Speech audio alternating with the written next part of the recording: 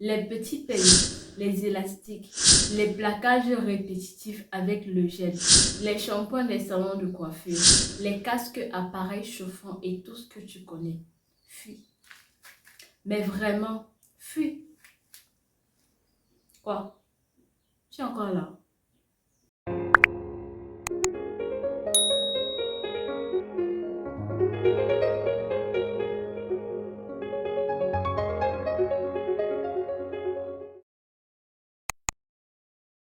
Hello, j'espère que tu vas bien. Moi, par la grâce de Dieu, ça va super bien. Franchement, je pète la forme. J'espère que toi aussi. D'ailleurs, aujourd'hui, on se retrouve pour un nouveau sujet, pour une nouvelle vidéo. Si tu ne me connais pas, moi, c'est Joël. Je suis passionnée de l'entretien du cheveu crépus. Et cette chaîne est conçue pour partager cette passion-là avec toi et pour en parallèle t'aider à bâtir et à maintenir une relation saine avec tes cheveux. Donc, n'hésite pas à rejoindre la team en t'abonnant. Aujourd'hui, on parle d'un sujet assez particulier, important, très important même pour toi. Je crois que c'est le début, ça y est, tu peux commencer, si tu ne l'as pas encore fait, ta propre aventure capillaire parce que après cette vidéo, tu pourras filer au marché sereinement en fait. Tu l'auras compris, aujourd'hui, on voit les indispensables pour prendre soin de ses cheveux crépus. C'est-à-dire prends un cahier, un stylo, n'importe quoi pour noter. Et note en fait parce que, première position, on a le shampoing. Bien évidemment, parce que tes cheveux, tu les laves avec le shampoing, pas avec le savon. S'il y a des gens qui lavent les cheveux avec le savon ici, avec, s'il vous plaît, s'il te plaît, s'il nous plaît, je sais pas, ne fais pas ça. Ne fais plus ça. Je faisais aussi ça.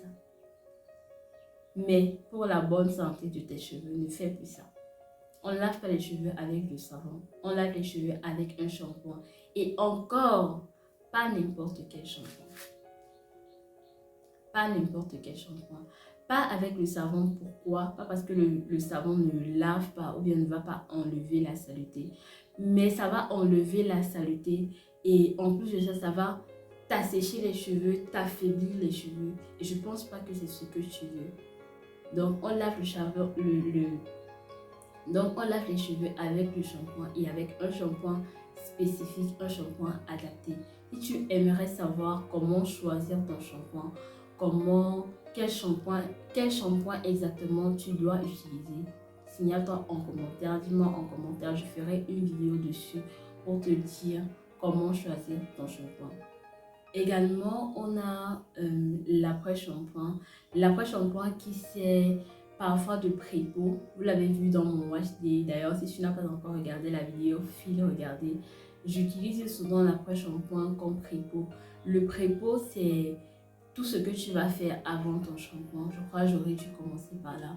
Le pré-peau, c'est tout ce que tu vas faire avant ton shampoing pour démêler tes cheveux. Tout ce que tu vas appliquer sur tes cheveux avant ton shampoing pour ton démêlage. Donc, ça peut être l'après-shampoing parce qu'en général, les après-shampoings sont doux. La pensée commune, c'est que l'après-shampoing ramollit les cheveux. Parce que oui, en général, les après-shampoings sont doux. Donc, tu peux l'utiliser en pré-peau pour ton démêlage. Ça, c'est également un indispensable. On a ce qu'on appelle un leave-in conditioner. Le leave-in conditioner, c'est une crème hydratante. C'est la nourriture de tes cheveux. Ça va vraiment venir nourrir tes cheveux, hydrater tes cheveux. Je ne vais jamais le dire assez. Cheveux crépus en bonne santé égale hydratation au top. Si l'hydratation n'est pas assurée, tes cheveux ne seront pas en santé. Et ton leave-in conditioner, dans ce cas, est ton meilleur allié, est ton meilleur ami. Le leave-in conditioner est vraiment indispensable. À côté du leave-in conditioner, on a également le deep conditioner. Le deep conditioner, c'est juste le masque protéiné. C'est bien pour des personnes qui ont des cheveux abîmés. C'est bien pour les personnes qui ont des cheveux abîmés et donc qui ont besoin de protéines dans un premier temps. Le masque protéiné, on ne le fait pas tout le temps. C'est pas à chaque fois que tu fais ta routine que tu auras besoin de mettre d'appliquer un masque protéiné parce que le fait de trop appliquer aussi peut t'abîmer les cheveux. Dans le masque protéiné, c'est vraiment maximum une fois par mois et c'est optionnel, je peux dire. Moi, je mets vraiment très très rarement. Encore que c'est un processus de connaître quand est-ce que tes cheveux ont besoin de protéines et quand est-ce que tes cheveux ont plutôt besoin d'hydratation.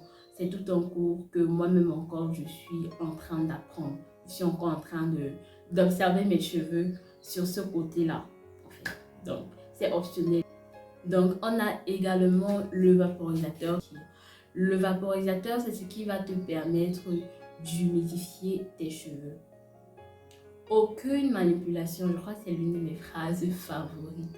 Aucune manipulation sur le cheveu crépus sans humidifier. Tu ne peux pas manipuler tes cheveux secs. Ça va se casser. Cheveux secs égale cheveux fragiles. Cheveux fragiles égale à cheveux cassés. Pas cheveux cassants, cheveux cassés. Donc, le vaporisateur comme le leave-in conditioner, c'est l'un de tes meilleurs alliés.